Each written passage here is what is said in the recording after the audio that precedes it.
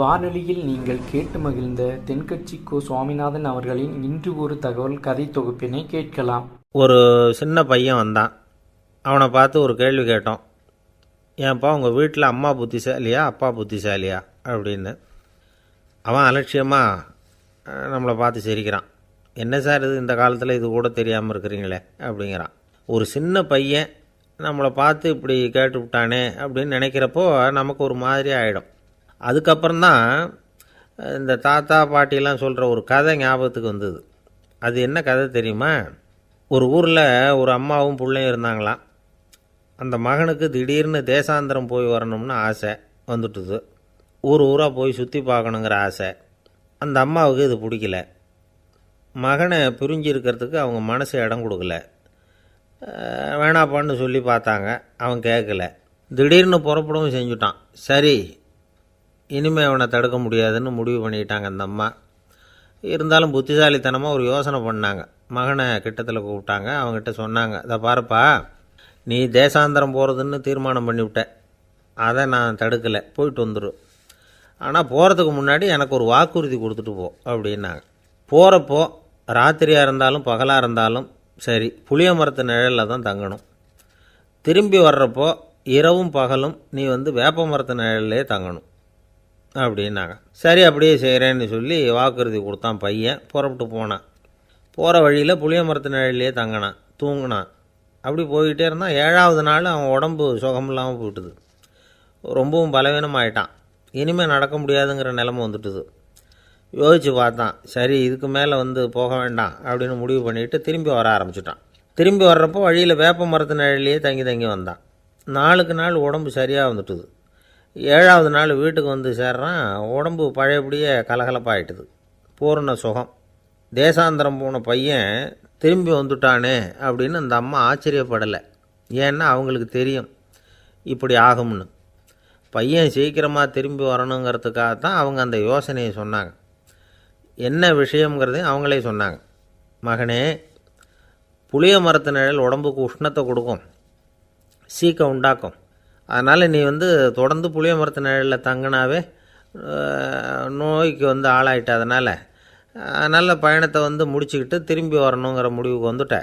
திரும்பி வர்றப்போ நீ தங்கினது வேப்ப மரத்து நிழல். அது உடம்புக்கு குளிர்ச்சியை தரக்கூடியது, நோயை தீர்க்கக்கூடியது. அதனால் சுகமாக வீட்டுக்கு சேர்ந்துட்ட. உன்னோட தேசாந்திர பயணத்தை தடுக்கிறதுக்காக தான் இப்படி பண்ணினேன் அப்படின்னாங்களாம் அந்த அம்மா. பார்த்தீங்களா அம்மாவோட புத்திசாலித்தனத்தை? அப்பாவாக இருந்தால் இப்படியா பண்ணுவார்? ஒரு அப்பா பையன்கிட்ட 10 ரூபா கொடுத்து இதை எடுத்துக்கிட்டு அடுத்த ஊருக்கு போய் அங்கே இருக்கிற மாமா கிட்ட இதை கொடுத்துட்டு வாடா, வழியில் எங்கேயாவது மரத்தடியில் படுத்து தூங்கி விடாதே அப்படின்னு எச்சரிக்கை பண்ணி அனுப்புனாராம். பையனுக்கு எச்சரிக்கையாக வாழறது எப்படிங்கிறத கற்றுக் கொடுக்கறதுக்காக இப்படி பண்ணார். அவன் பணத்தை வாங்கிக்கிட்டு போனான். அப்பா சொன்னதை மறந்துட்டு ஒரு மரத்தடியில் படுத்து தூங்கிட்டான்.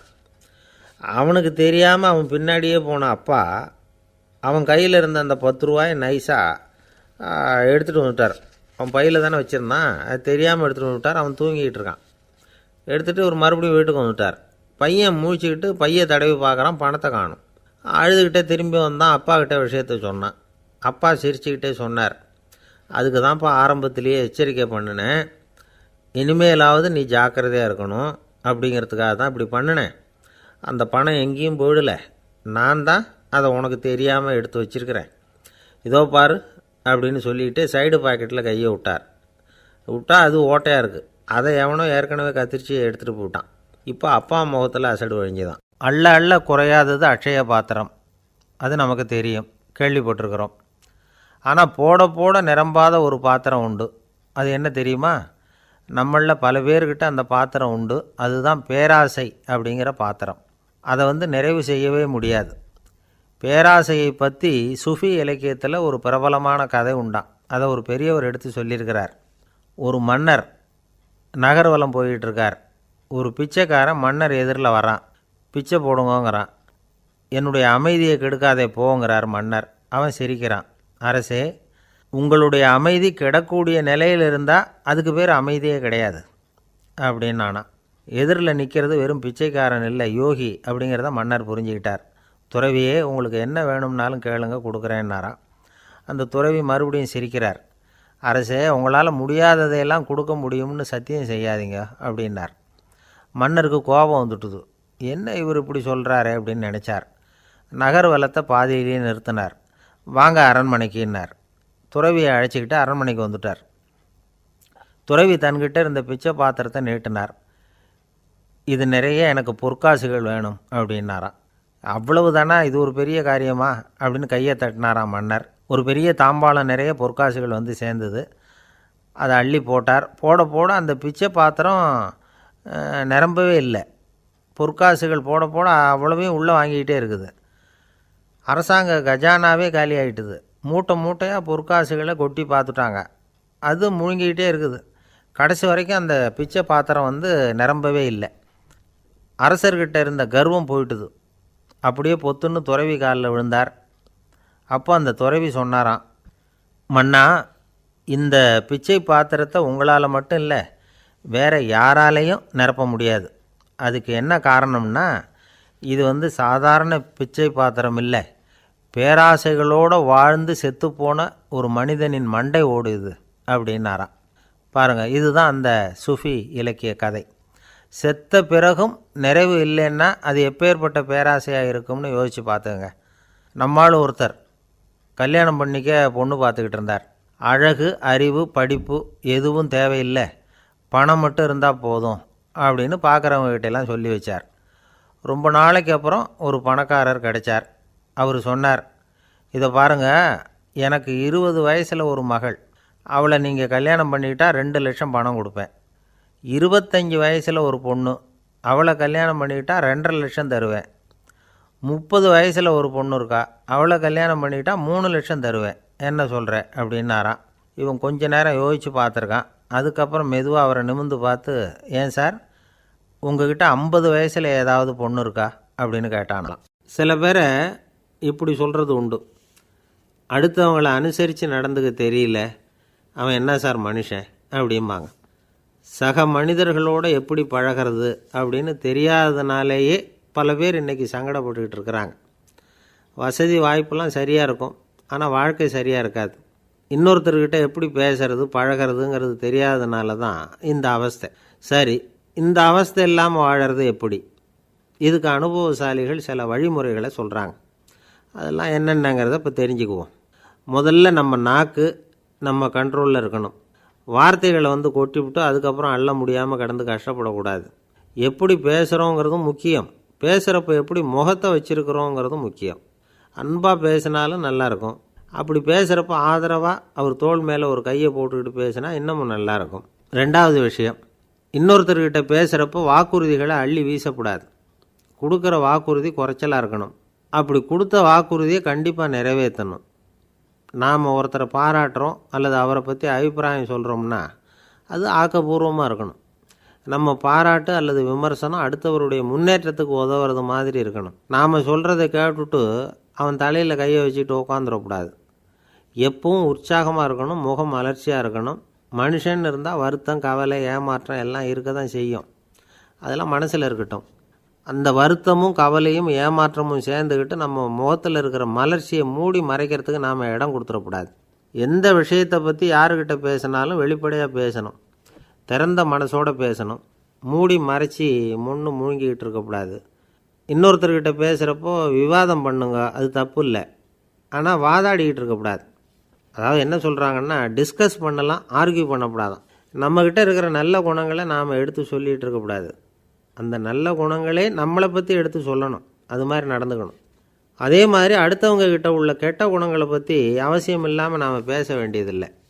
உங்களை பற்றி யாராவது தப்பாக பேசுகிறாங்களா, அப்படி அவங்க பேசுகிறதுல உண்மை இல்லையா அப்படின்னா அதை நீங்கள் பொருட்படுத்த வேண்டியதில்லை, விட்டுடலாம். அது தானாக போயிடும். ஒரு 4-5 பேரோட பேசிக்கிட்டு இருந்தீங்கன்னா எல்லாருக்கும் முக்கியத்துவம் கொடுங்க, யாரையும் அலட்சியப்படுத்தாதீங்க. தமாஷா பேசலாம், ஆனால் அவங்க தமாஷ் வந்து அடுத்தவங்களை வந்து கேலி பண்ணுறதா இருக்கக்கூடாது. நமக்கு கிடைக்க வேண்டியது கிடைக்கலையே அப்படிங்கிற தவிப்பு நம்மக்கிட்ட இருக்கக்கூடாது, அது தேவையில்லை. உங்கள் செயல்பாடுகள் தெளிவாக இருக்கட்டும், பாராட்டு தானாக அவங்கள தேடிட்டு வரும். இன்னொரு மனுஷனுடைய மனசில் கௌரவமான ஒரு இடத்த பிடிக்கணும்னா நாம் இந்த குணத்தையெல்லாம் நம்மக்கிட்ட வளர்த்துக்கணும். இதெல்லாம் வந்து அனுபவசாலிகள் சொல்லியிருக்கிற குறிப்புகள். இந்த குறிப்புகளை வந்து சரியாக புரிஞ்சுக்கணும், அது முக்கியம். தப்பாக புரிஞ்சுக்கிட்டா என்ன ஆகும் தெரியுமா? இதை கேளுங்க. ஒருத்தர் வந்தார், சார் அடுத்தவங்க தோள் மேலே கையை போட்டுக்கிட்டு அன்பாக பேசணும்னு சொன்னீங்க. அப்படி தான் பேசினேன். அவர் முதுகை கூட தட்டி கொடுத்தேன்.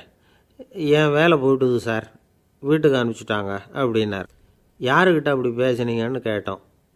என் முதலாளிகிட்ட சார் அப்படிங்கிறார் ரொம்ப சோகமாக. ஒரு அரசனும் அமைச்சரும் ஒரு நாள் ரொம்ப சாவகாசமாக பேசிக்கிட்டு இருந்தாங்களாம். அரசன் அமைச்சரை பார்த்து ஒரு கேள்வி கேட்டிருக்கார். ஏங்க அமைச்சரே, ஆசை இல்லாத ஒரு மனுஷனால் இருக்க முடியுமா அப்படின்னு. ஏன் முடியாது, துறவி அப்படிங்கிறவங்கெல்லாம் அப்படிப்பட்டவங்க தானே அப்படின்னாராம் அமைச்சர். அவங்கெல்லாம் உண்மையிலேயே ஆசையை விட்டவங்க தானா அப்படின்னு கேட்டாராம் ராஜா. அப்படி தான் இருக்கணும் அப்படின்னாராம் அமைச்சர். அப்படின்னா ஆசையே இல்லாத ஒரு உண்மையான துறவியை நான் பார்க்கணுமேன்னார். அது என்ன பிரமாதம், அதுக்கு நான் ஏற்பாடு பண்ணுறேன் அப்படின்னு விட்டார் இவர்.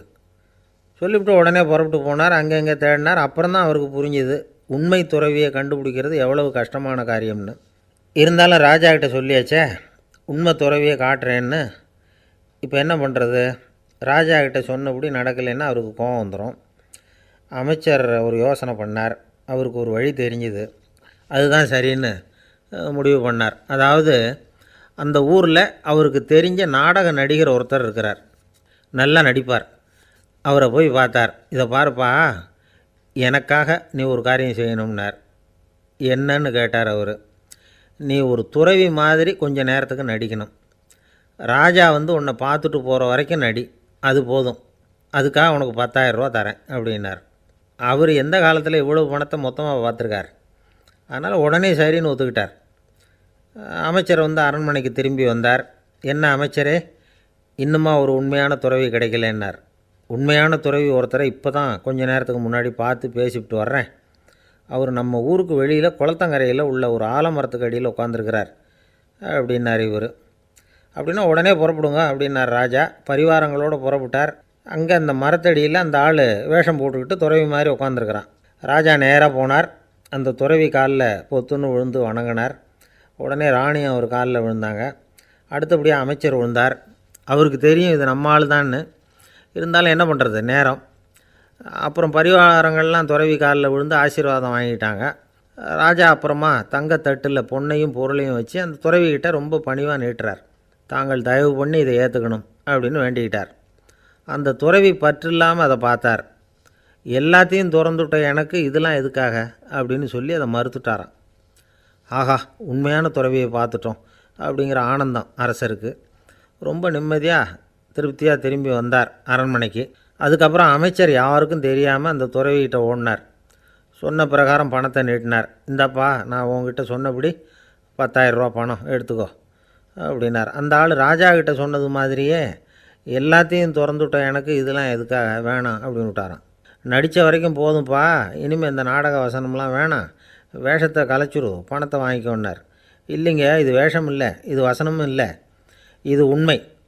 கொஞ்ச நேரம் துறவி மாதிரி நடித்ததுக்கே இந்த தேசத்து ராஜா, ராணி, அமைச்சர், பரிவாரங்கள் எல்லாம் என் காலில் விழுந்து வணங்குறாங்க. அப்படின்னா உண்மையான துறவியாக இருக்கிறது எவ்வளவு பெருமையான விஷயம். நான் உண்மையான துறவியாக ஆக போகிறேன், அப்படி முடிவும் பண்ணிட்டேன் அப்படின்னார் அந்த நடிகர். வேஷம் கூட எப்படிப்பட்ட விளைவுகளை உண்டு பண்ணுது பார்த்தீங்களா. நம்மால் ஒருத்தன் ரொம்ப வசதியாக தான் இருந்தான். ஒரு நாள் அவன் சொத்து பூரா திருட்டு போயிட்டுது. அதுக்கப்புறம் இவன் துறவி மாதிரி ஆகிட்டான். ஊர் ஊராக சுற்றினான். ஒரு குருநாதரை தேடி கண்டுபிடிச்சான். அவர்கிட்ட சீடனாக சேர்ந்துக்கிட்டான். அவனை பார்த்து ஒருத்தர் கேட்டார், நீ உண்மையான சீடன் தானான்னு. இல்லைங்க, சீடன் மாதிரி நடிச்சுக்கிட்டு இருக்கிறேன் அப்படின்னா. அது குரு துரோகம் இல்லையா அப்படின்னு கேட்டார் அவர். இல்லைங்க, நான் பண்ணது குரு துரோகம் இல்லை, என் குரு பண்ணது தான் துரோகம். என்னுடைய பணத்தை கொள்ளையடித்தது இவர் தான். அதை எங்கே வச்சுருக்காருன்னு கண்டுபிடிக்கிறதுக்காக தான் இவர்கிட்ட சீடனாக சேர்ந்துருக்கிறேன் அப்படின்னா. பந்திக்கு முந்தர ஆசாமிகள் நம்மளில் பல பேர் உண்டு. அப்படி முந்தறதுக்கு கூட முயற்சி பண்ணுறவங்க நிறைய பேர் இருக்கிறாங்க. இதில் என்ன ஒரு விஷயம்னா, பந்திக்கு முந்தறது கூட தப்பு இல்லை. ஆனால் அப்படி ஒரு விருந்தில் ஆளாக போய் உட்காந்து சாப்பிட்டா கூட வெளியில் வர்றப்ப என்ன பெரிய விருந்து வச்சுட்டான், சாம்பாரில் உப்பு இல்லை, ரசத்தில் காரம் இல்லை அப்படின்னு குறை சொல்லிகிட்டே வர்றது இருக்குது பாருங்கள். அது சரியில்லை, நாகரிகமும் இல்லை. கல்யாண பத்திரிகையில் என்ன போட்டிருக்குது, என் பொண்ணுக்கும் இன்னார் பையனுக்கும் கல்யாணம், எல்லாரும் குடும்பத்தோடு வந்திருந்து மணமக்களை ஆசீர்வதிக்கணும், இப்படி தானே போட்டிருக்கோம். குடும்பத்தோடு வந்து விருந்து சாப்பிட்டு சாப்பாடு எப்படி இருக்குன்னு அபிப்பிராயம் சொல்லிவிட்டு போங்க அப்படின்னா போட்டிருக்கு கல்யாண பத்திரிகையில். ஒருத்தர் வீட்டு விசேஷத்துக்கு போயிருக்கோம்னா எவ்வளவோ அசௌகரியங்கள் நமக்கு ஏற்படலாம். ஏராளமான கூட்டம் வந்திருக்கும். எல்லாரையும் அவங்க வந்து தனித்தனியாக கவனிச்சிக்கிட்டு இருக்க முடியாது. நாம் தான் அனுசரித்து நடந்துக்கணும். நாமளாக போய் வாழ்த்த வேண்டியவங்களை வாழ்த்தி விட்டு வந்து சேரணும். அதை விட்டுட்டு பத்திரிக்கை கொடுத்தானேன்னு போனேன், கவனிப்பே சரியில்லை அப்படின்னு புலம்பிக்கிட்டு இருக்கக்கூடாது. ஒரு விருந்துக்கு போனால் அங்கே எப்படி நடந்துக்கணும் அப்படிங்கிறத பற்றி கூட அனுபவசாலிகள் சில விவரங்கள்லாம் சொல்லியிருக்கிறாங்க. இந்த காலத்தில் கல்யாணம், பிறந்த நாள், அது இதுன்னு நிறைய விருந்துகள் நடக்குது. அதெல்லாம் எதுக்காக? மனித உறவுகளை வளர்த்துக்கிறதுக்காக தான், வேறு எதுக்கு? ஒரு விருந்துக்கு போனால் அமைதியாக பொறுமையாக போய் உட்காரணும். அடித்து பிடிச்சிக்கிட்டு இடத்த பிடிக்க போகிறேன் அப்படின்னு நிற்கக்கூடாது. முதல் பந்தி நடந்துக்கிட்டு இருந்தால் அது முடிஞ்சு இலை எடுத்து சுத்தம் பண்ணதுக்கு அப்புறம் போய் உட்கார்றது தான் நாகரீகம். இலை எடுக்கிறதுக்கு முன்னாடியே அங்கே போய் உட்காந்தா நல்லா இருக்காது. நீங்கள் சாப்பிட்டுட்டு உட்காந்துருக்கீங்களா, சாப்பிட்றதுக்கு உட்காந்துருக்கீங்களா, பார்க்குறவங்களுக்கு சந்தேகம் வந்துடும். அதே மாதிரி இலையில் எல்லா ஐட்டமும் பரிமாறினதுக்கு அப்புறம் சாப்பிட ஆரம்பிக்கணும். ஒவ்வொரு ஐட்டமாக வைக்க நாம் பாட்டுக்கு எடுத்து உள்ளே தள்ளிகிட்டே இருந்தோம்னா எதை வச்சோம் எதை வைக்கலன்னு பரிமாறினவரே குழம்பி போயிடுவார். ஏன்னா எப்போ பார்த்தாலும் இலை காலியாகவே இருக்கும். சாப்பிட்றப்போ உங்கள் சாப்பாட்டையே நீங்கள் கவனிக்கணும். அடுத்தவங்க இலையில் என்ன இருக்குது, பக்கத்தில் இருக்கிறவர் எதை அதிகமாக சாப்பிட்றார், இதெல்லாம் நமக்கு என்னத்துக்கு? எல்லாரும் சாப்பிட்டு முடிக்கிற வரைக்கும் பொறுமையாக இருக்கிறது தான் நல்லது. நீங்கள் மட்டும் திடீர்னு பாதியில் எழுந்திரிச்சு பக்கத்தில் இருக்கிறவங்களுக்கு சங்கடமாக இருக்குமேங்கிறதெல்லாம் யோசிக்காமல் நீங்கள் பாட்டு எழுந்திரிச்சு போகக்கூடாது. பக்கத்தில் உள்ளவங்க உங்களை எழுந்திரிக்க சொன்னால் எழுந்திரிச்சு போகலாம். விருந்துகளில் சாப்பாட்டை வீணாக்கிறதே ஒரு நாகரிகமாக போட்டுது. இந்த காலத்தில் சாப்பாட்டுக்கே கஷ்டப்பட்டுக்கிட்டு பல பேர் இந்த உலகத்தில் இருக்கிறப்போ சாப்பாட்டை வீணாக்கிறது எவ்வளோ பெரிய மோசங்கிறத நினச்சி பார்க்கணும். வேணுங்கிற அளவுக்கு கேட்டு வாங்கி சாப்பிட்றது தான் முறை. விருந்தில் இந்த பஃபே அப்படின்னு சொல்லி ஒரு முறை சொல்கிறாங்கல்ல, அதாவது உணவு வகைகளையெல்லாம் பொதுவாக ஒரு இடத்துல வச்சுடுறது, நமக்கு தேவையானதை நாமே எடுத்து ஒரு தட்டில் போட்டுக்கிட்டு சாப்பிட வேண்டியது. இதில் கூட சில பேர் தேவைக்கு அதிகமாக எடுத்து போட்டுக்கிட்டு வீணாக்குறாங்க. சில சமயம் வந்து கடைசியாக சாப்பிட போகிறவங்களுக்கு எல்லா ஐட்டமும் கிடைக்காம போகலாம். அதை போய் பெருசு பண்ணிகிட்டு இருக்கக்கூடாது. என்ன சார் இந்த அளவுக்கு கூடவா நாகரிகம் தெரியாமல் இருக்கிறோம், இதை போய் பெருசாக சொல்ல வந்துட்டீங்களே அப்படின்னு நினைக்கலாம். ஒருத்தர் 2 பேருக்கு இந்த விவரம் தேவைப்படலாம். அவங்க காதலையும் இது விழட்டுமேங்கிறதுக்காக தான் இது. ஒரு பெரிய கல்யாண விருந்து நடந்துக்கிட்டு இருந்தது. விருந்து மண்டபத்து வாசலில் ஒருத்தர் நின்றுக்கிட்டு வர்றவங்களையெல்லாம் ரொம்ப மரியாதையாக வணங்கி உள்ளே அனுப்பி வச்சுக்கிட்டு இருந்தார். எப்படி தெரியுமா? வர்றவங்க கையெல்லாம் பிடிச்சி முத்தம் கொடுத்து அதுக்கப்புறம் உள்ளே அனுப்பி வச்சுக்கிட்டு இருந்தாராம். கூட்டம்லாம் முடிஞ்சதுக்கப்புறம் அவர்கிட்ட போய் கேட்டிருக்கிறாங்க, சார் நானும் எவ்வளவோ விருந்துகளுக்கு போயிருக்கிறேன், இருந்தாலும் இவ்வளவு மரியாதையாக வர்றவங்க கைக்கெல்லாம் முத்தம் கொடுத்து வரவேற்கிறத இங்கே தான் பார்க்குறேன் அப்படின்னு சொன்னாங்க. அதுக்கு அவர் சொன்னார், அட போங்க சார், நான் முத்தம் கொடுக்கல, முந்தின பந்திக்கு வந்து சாப்பிட்டவங்களே அடுத்த பந்திக்கும் வர்றாங்களான்னு மோந்து பார்த்து அனுப்பி வச்சுக்கிட்டு இருந்தேன் அப்படின்னார். இந்த உலகமே ஒரு நாடக மேடை, நாம் எல்லாரும் நடிகர்கள். இது வந்து ஞானிகள் சொல்கிறது. இது ஒரு பக்கம் இருக்கட்டும். இந்த உலகத்துக்குள்ளே எத்தனையோ நாடக மேடைகள், எத்தனையோ நடிகர்கள், எத்தனையோ நாடகங்கள், இதெல்லாம் எப்படி ஆரம்பமாச்சு? அதுதான் இன்றைக்கி தகவல். அதாவது ஆதி மனிதன் பேச ஆரம்பிக்கிறதுக்கு முன்னாடி சைகையாலேயே எல்லாத்தையும் சொல்லிகிட்டு இருந்தான். அதனால் அப்போவே நடிப்பு ஆரம்பமாயிட்டுது. முதல்ல ஒரு வேட்டையைத்தான் அவன் வந்து நடித்து காட்டியிருப்பான்.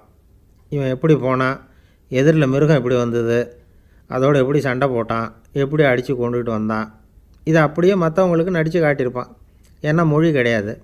இந்த காலத்துலலாம் நாடகங்களில் நடிக்கிறவங்கள நடிகர்கள்ங்கிறோம். ஒரு காலத்தில் இவங்களுக்கு என்ன பேர் தெரியுமா? திஸ்பியர்கள் அப்படின்னு பேரான். இதுக்கு காரணம் உண்டு. அதாவது 2000 வருஷத்துக்கு முன்னாடி கிரீஸ் நாட்டில் திசிபியஸ் அப்படின்னு ஒரு ஆள் இருந்தான். அவன் ஒரு பெரிய நாடக கலைஞன். அவன் சில இளைஞர்களை சேர்த்துக்கிட்டான், பயிற்சி கொடுத்தான், நாடக குழுவை உருவாக்கினான். நடிகர்களையும் நாடகத்துக்கு தேவையான பொருள்களையும் ஏற்றிக்கிட்டு போகிறதுக்கு ஒரு வண்டியையும் தயார் பண்ணான். அந்த வண்டியிலேயே அவன் வந்து கிரேக்க நாடு பூராவும் சுற்றினான். ஊர் ஊராக நாடகம் போட்டான். ஒரு ஊருக்கு போனதும் அங்கே நாடகம் நடத்த தியேட்டர் இருக்கா அப்படிங்கன்னெல்லாம் பார்க்குறதில்ல அவன்.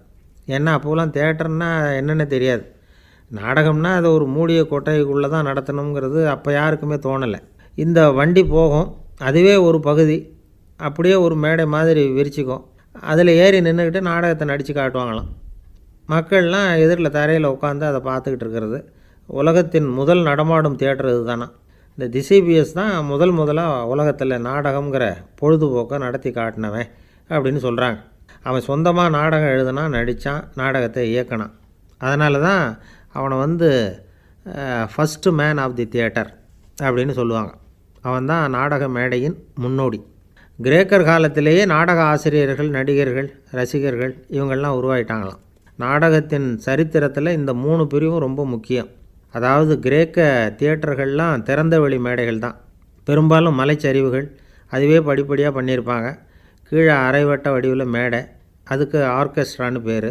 பிற்காலத்தில் இதில் உட்காந்து இசைக்குழுவினர் வாய்ச்சதுனால இசைக்குழுவுக்கே ஆர்கெஸ்ட்ராங்கிற பேர் வந்துட்டுது. இப்போது கிரேக்க தியேட்டர்களில் ஒன்று, அதோட காலம் கிமு 340.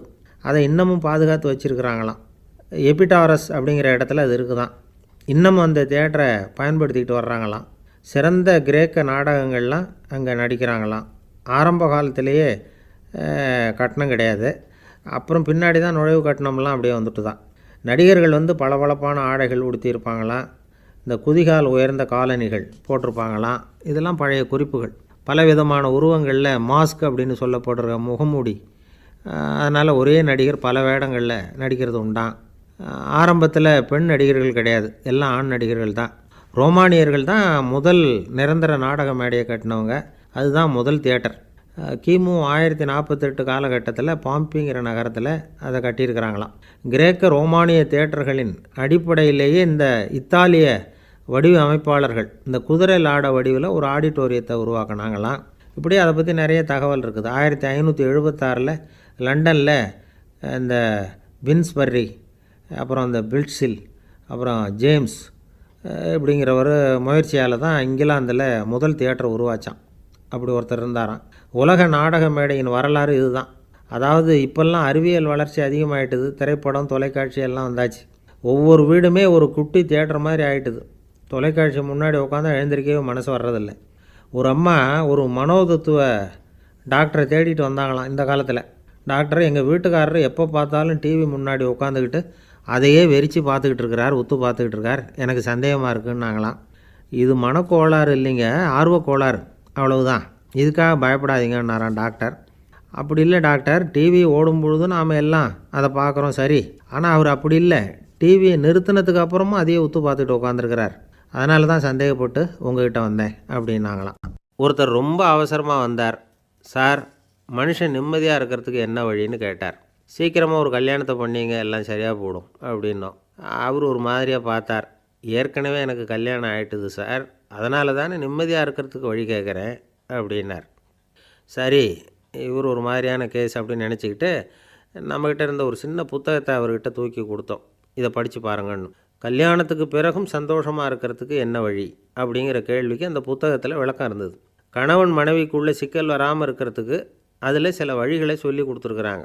அதெல்லாம் என்னென்ன அப்படிங்கிறத இப்போ பார்க்கலாமா?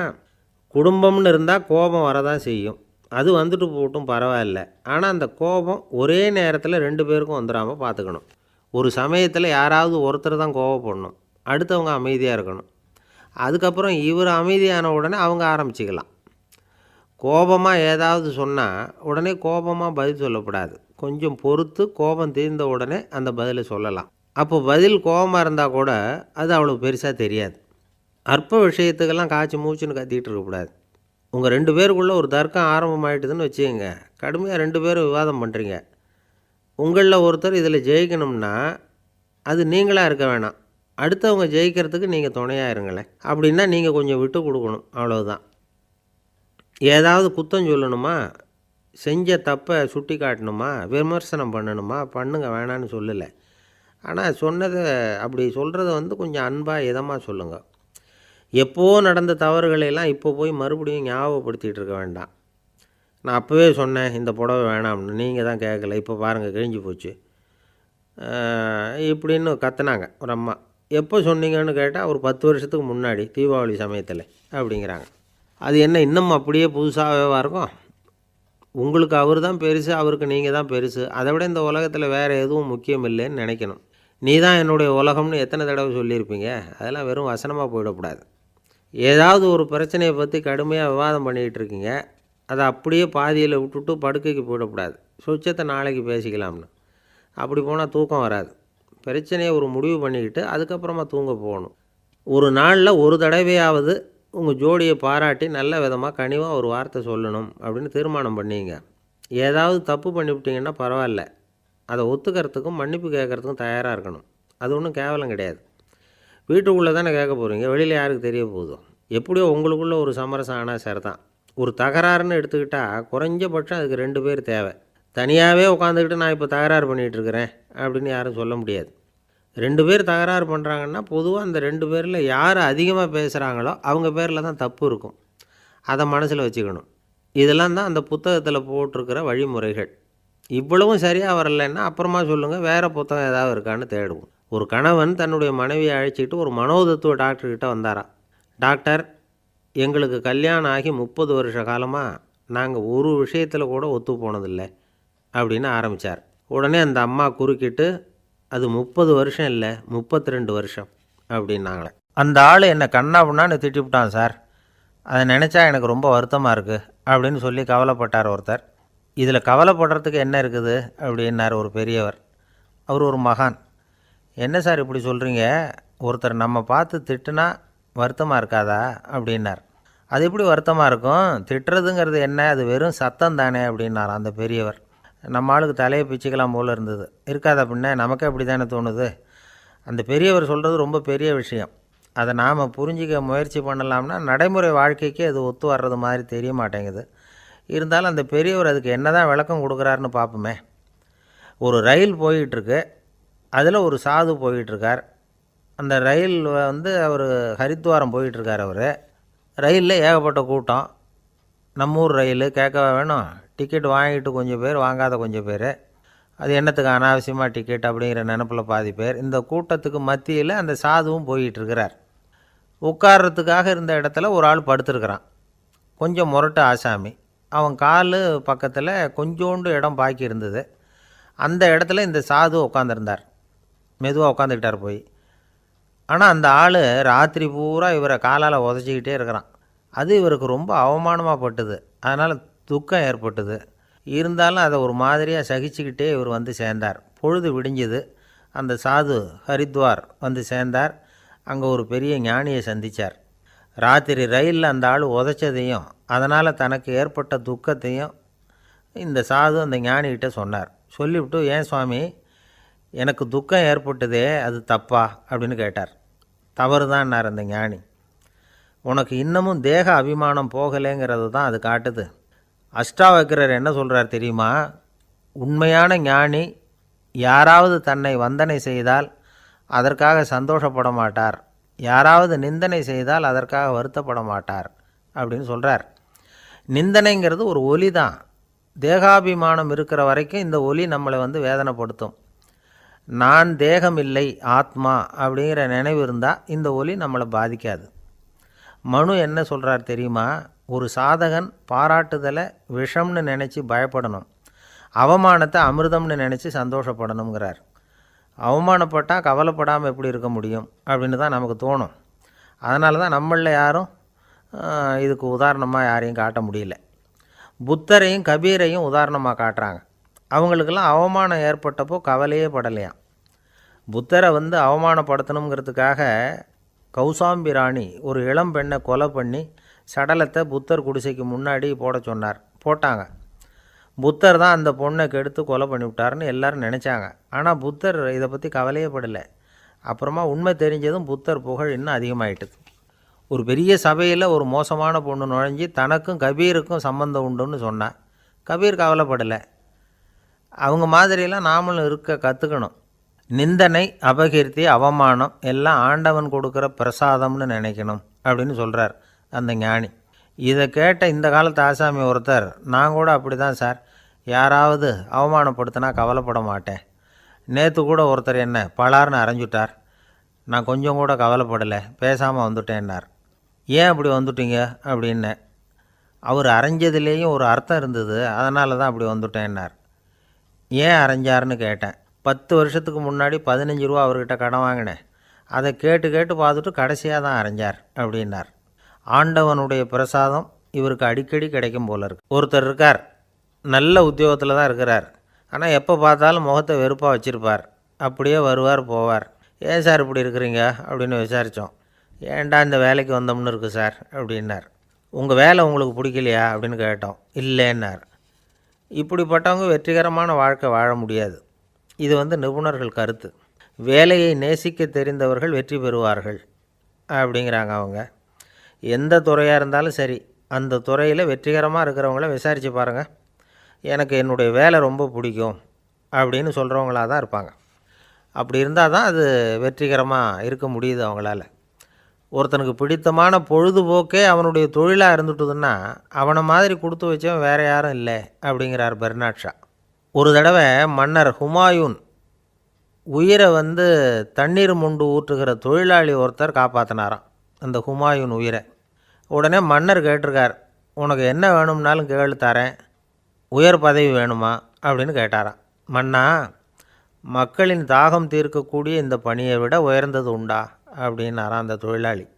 அவரால் அவருடைய வேலையை நேசிக்க முடிஞ்சுது, அதனால் மகிழ்ச்சியாக இருக்க முடிஞ்சுது. நாமெல்லாம் அப்படி இல்லை. வேலை கிடைக்கிற வரைக்கும் கிடைச்சா போதும் அப்படின்னு இருக்கோம். கிடைச்சதுக்கப்புறம் ஏன்டா இந்த வேலைக்கு வந்தோம்னு ரொம்பவும் அழுத்துக்குவோம். சரி, நாம் இருக்கிற இடத்துல நாம் வெற்றிகரமாக இருக்க வழி உண்டா அப்படின்னா உண்டுன்னு சொல்கிறாங்க. அதாவது மன இயல் நிபுணர்கள் இருக்கிறாங்க இல்லையா, அவங்க அதுக்கு முக்கியமாக 6 வழிகள் சொல்கிறாங்க. நீங்கள் ஒரு அலுவலகத்தில் வேலை பார்க்குறவரா அப்படின்னா இதை கேளுங்க.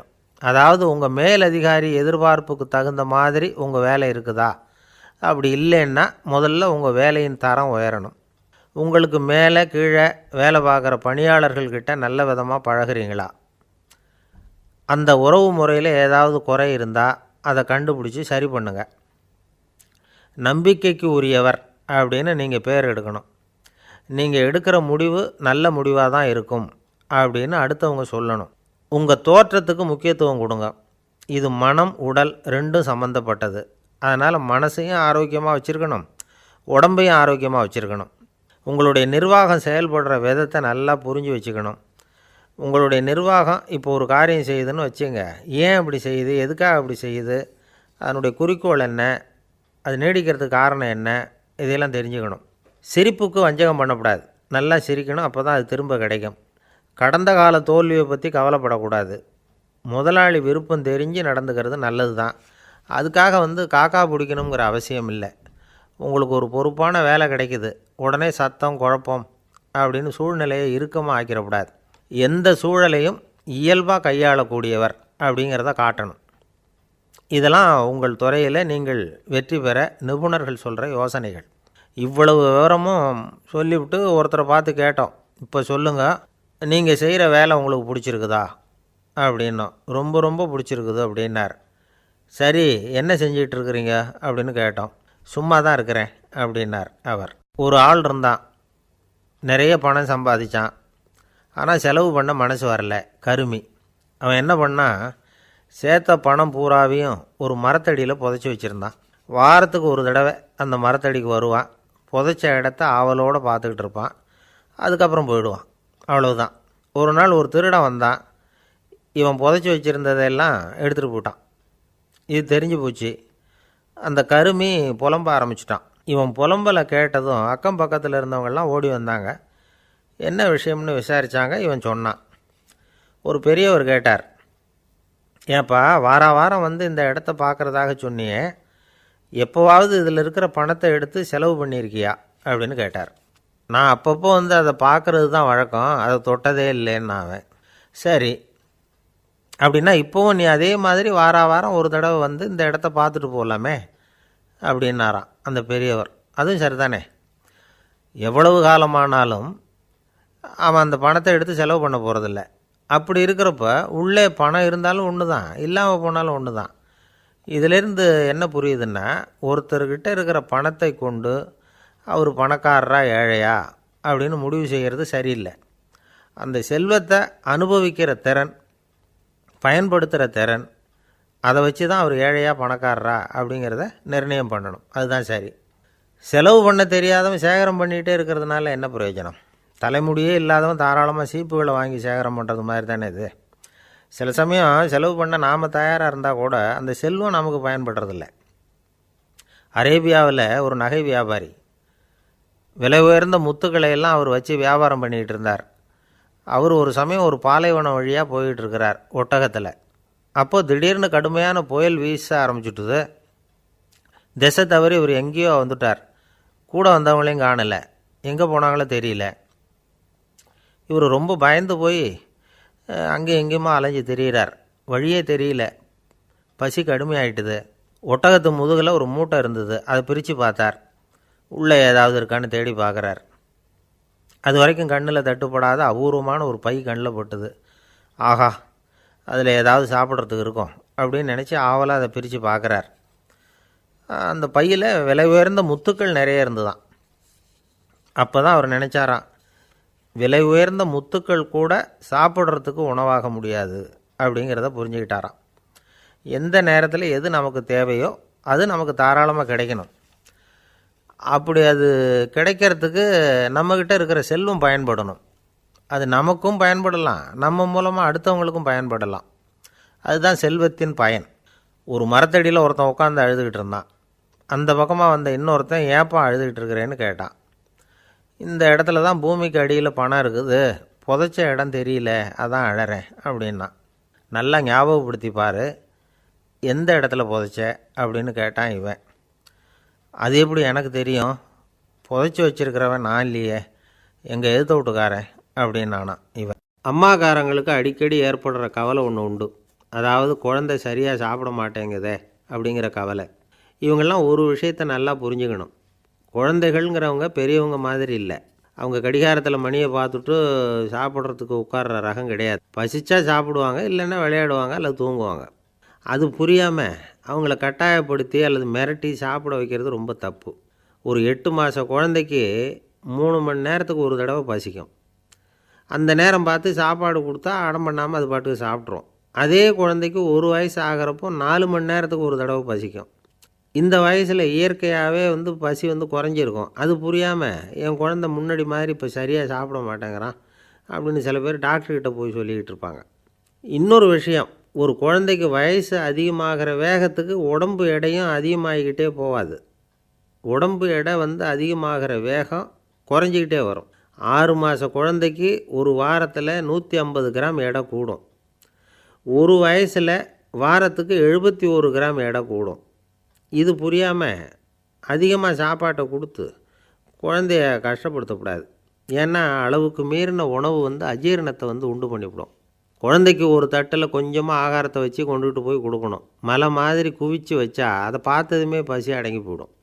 அடித்து மிரட்டி பயமுறுத்தி குழந்தைய சாப்பிட வைக்கிற பழக்கம் இருக்குது பாருங்கள், அதுக்கு ஃபுட் ஃபோர்ஸிங் அப்படின்னு பேர். இப்படி பண்ணுனா குழந்தைக்கு சாப்பாட்டில் விருப்பம் குறைஞ்சிரும், அதை கண்டாவே வெறுக்க ஆரம்பிச்சிடும்.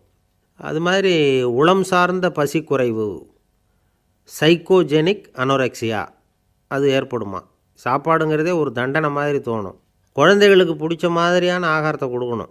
சத்து அதிகம் இருக்குங்கிறதுக்காக அதுக்கு பிடிக்காத ஆகாரத்தை கொடுத்து கட்டாயப்படுத்தக்கூடாது. குழந்தைகளுக்கு 2 வயசு ஆகிறப்போ இயற்கையாகவே எதிர்மறை குணம் உண்டாகும்.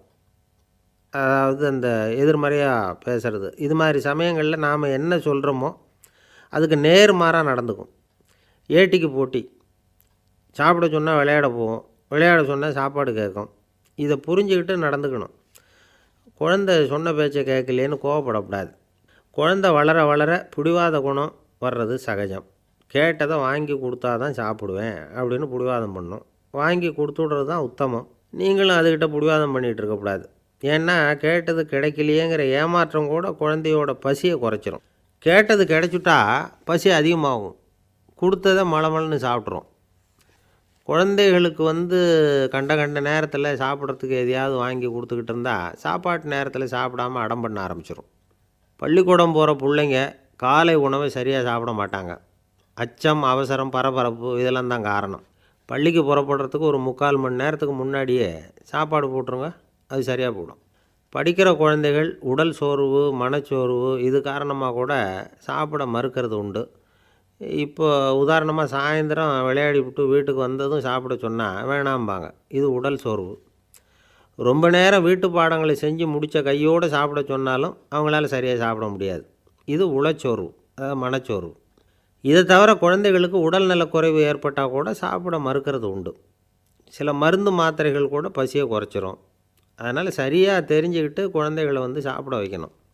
அது புரியாமல் கையில் சாப்பாட்டு தட்டை வச்சுக்கிட்டு குழந்தைகளை விரட்டிக்கிட்டு அலையக்கூடாது. ஒரு சின்ன பையன் சொன்னான், எங்கள் அம்மா சாப்பாடு போடுறது தெரிஞ்சால் நான் உடனே வீட்டை விட்டு வெளியில் ஓடி போடுவேன் அப்படின்னா. ஏன் அப்படி பண்ணுறேன்னு கேட்டோம். எங்கள் அப்பா கூட அது மாதிரி தான் சார் பண்ணுவார் அப்படிங்கிறான். ஒரு பல்கலைக்கழகம், அங்கே ஒரு இலக்கிய பேராசிரியர், அவர் பாடம் நடத்திக்கிட்டு இருந்தார். ராபர்ட் ப்ரௌனிங் எழுதிய கவிதைகளை பற்றி சொல்லிகிட்டு இருக்கிறார். மாணவர்களும் ரொம்ப அக்கறையாக அதை கேட்டுக்கிட்டு இருக்கிறாங்க. ஒரு குறிப்பிட்ட கவிதையை பற்றி சொல்லும் பொழுது அந்த பேராசிரியருக்கே ஒரு சந்தேகம். அதாவது அந்த கவிதையின் சரியான அர்த்தம் என்னங்கிறதுல சந்தேகம். பேராசிரியர் யோசனை பண்ணார். அந்த கவிதையை முழுசாக புரிஞ்சிக்க முடியல. அதனால் மாணவர்களை பார்த்து சொன்னார், மாணவர்களே, ஒரு நாள் பொறுத்துக்குங்க. இந்த கவிதையை எழுதின கவிஞர் எங்கள் வீட்டுக்கு பக்கத்தில் தான் இருக்கிறார். இன்றைக்கி சாயந்தரம் நான் அவரை நேரிலேயே போய் பார்க்குறேன். பார்த்து இதுக்கு என்னங்க அர்த்தம்னு கேட்டுக்கிட்டு வந்துவிடுறேன். அதுக்கப்புறம் உங்ககிட்ட சொல்கிறேன் அப்படின்னாராம். அன்றைக்கி சாயந்தரமே அந்த பேராசிரியர் கவிஞரை தேடிக்கிட்டு போயிட்டார். கவிஞர் அவங்க வீட்டில் அவர் பாட்டு உட்காந்துருந்தாராம். இவர் போய் அவர் முன்னாடி உட்காந்தார். அப்புறம் கேட்டார், ஐயா, அந்த கவிதையின் முழு பொருள் என்னன்னு தெரிஞ்சுட்டு போகிறதுக்காக வந்திருக்கிறேன் அப்படின்னாராம். எந்த கவிதை அப்படின்னாராம் அவர். இவர் அந்த கவிதையை சொல்லியிருக்கார். கவிஞர் கொஞ்சம் யோசனை பண்ணிவிட்டு அப்புறம் சொன்னாராம், பேராசிரியரே, நீங்கள் கொஞ்சம் தாமதமாக வந்துட்டீங்கன்னாராம். இவருக்கு ஒன்றும் புரியல. நீங்கள் என்ன சொல்கிறீங்க? நான் தாமதமாக வந்துட்டேன்னா? நீங்கள் தான் உயிரோடு இருக்கிறீங்களே, அப்படி இருக்கும்பொழுது நான் தாமதமாக வந்துவிட்டேன்னா அது எப்படி அப்படின்னு இவர் குழம்பியிருக்கிறார். இப்போ கவிஞர் சொன்னாராம், ஐயா, நான் உயிரோடு இருக்கிறேன்னா இல்லையாங்கிறது முக்கியம் இல்லை. நான் அந்த கவிதை வரிகளை எழுதினப்போ 2 பேருக்கு அதோட அர்த்தம் தெரிஞ்சிருந்தது. இப்போ ஒரே ஒருத்தருக்கு தான் அதோட அர்த்தம் தெரியும் அப்படின்னாராம். பேராசிரியர் யோசனை பண்ணியிருக்கார். அப்படின்னா அந்த ஒருத்தர் கவிஞர் ராபர்ட் ப்ரௌனிங்கை தவிர வேறு யாராக இருக்க முடியும்? இவர் தான் அப்படிங்கிறத அவர் மனசில் நினச்சிக்கிட்டார். அதனால் சொன்னார், ஐயா, நான் தாமதமாக வரல, அந்த கவிதையின் பொருள் என்ன அது சொல்லுங்கன்னார். பேராசிரியரே, நான் சொல்கிறது உங்களுக்கு புரியலைன்னு நினைக்கிறேன். நான் இந்த வரிகள் எழுதினப்போ 2 பேருக்கு அதோட அர்த்தம் தெரிஞ்சிருந்தது. அந்த 2 பேர் யாருன்னா, ஒருத்தர் ராபர்ட் ப்ரௌனிங், அதாவது நான், இன்னொருத்தர் கடவுள். இப்போ அது கடவுளுக்கு மட்டும்தான் தெரியும். நானே இதை பற்றி பல தடவை யோசனை பண்ணி பார்த்தேன். இது ரொம்ப அழகானது, ஆனாலும் ரொம்ப வழுக்கலானது. அதை பிடிச்சிட்டோம்னு நினச்சிக்கிட்டு இருக்கும் பொழுதே காற்று மாதிரி அது உங்ககிட்ட இருந்து ஓடி போயிடுது. எனக்கு ரொம்பவும் வருத்தமாக தான் இருக்குது. நிச்சயமாக நான் தான் இந்த வரிகளை எழுதியிருக்கிறேன். அதில் அர்த்தம் இருக்குங்கிறது எனக்கு தெரியும். அதை நான் உணர்கிறேன். ஆனால் நீங்கள் என்னை மன்னிக்கணும். எனக்கே கூட அதை என்னால் விளக்க முடியல. அப்படி இருக்கும் பொழுது உங்களுக்கு எப்படி அதை நான் விளக்க முடியும் அப்படின்னாரா அந்த கவிஞர். அனுபவிக்கப்படக்கூடிய எல்லாமே விளக்கப்படக்கூடிய ஒன்றல்ல, விளக்கப்படும் எல்லாமே அனுபவிக்கப்படக்கூடிய ஒன்றல்ல அப்படிங்கிறது ஞானிகளுடைய கருத்து. அதுக்காக தான் அந்த சம்பவம். வாழ்க்கையில் நீங்கள் தொடர்ந்து ஆய்வு செய்து கொண்டே இருக்கக்கூடிய விளக்கங்களை ஒருபோதும் அடைய முடியாத பரிமாணங்கள் இருக்கிறதுனால தான் அது அலுப்பு தட்டாமல் இருக்குது. உங்களால் நிறைய அனுபவிக்க முடியும். இருந்தாலும் நீங்கள் அனுபவித்து அறிந்த விஷயங்கள் கூட வார்த்தைகளால் விளக்கப்பட முடிவதில்லை அப்படிங்கிறது பெரியோர் சிந்தனை. இதெல்லாம் ஒரு பக்கம் இருக்கட்டும். நமக்கு தெரிஞ்ச பேராசிரியர் ஒருத்தர் 1 மணி நேரம் ரொம்ப விவரமாக வகுப்பு எடுத்தார். கடைசியாக சொன்னார், மாணவர்களே, ரொம்பவும் எளிமையாக விளக்கமாக எல்லா விவரமும் சொல்லியிருக்கிறேன். அதனால் இதில் உங்களுக்கு சந்தேகம் வர்றதுக்கு வாய்ப்பே இல்லை. இருந்தாலும் கேட்க வேண்டிய கடமை கேட்குறேன். இது வரைக்கும் நடத்தினதில் யாருக்காவது ஏதாவது சந்தேகம் உண்டா அப்படின்னு கேட்டாராம். எனக்கு ஒரே ஒரு சந்தேகம்தான் சார் அப்படின்னு எழுந்திரிச்சு நிற்கிறான் ஒருத்தன். என்னன்னு கேட்டாராம். இது வரைக்கும் நீங்கள் என்ன பாடம் சார் நடத்துனீங்க அப்படின்னானான் அவன்.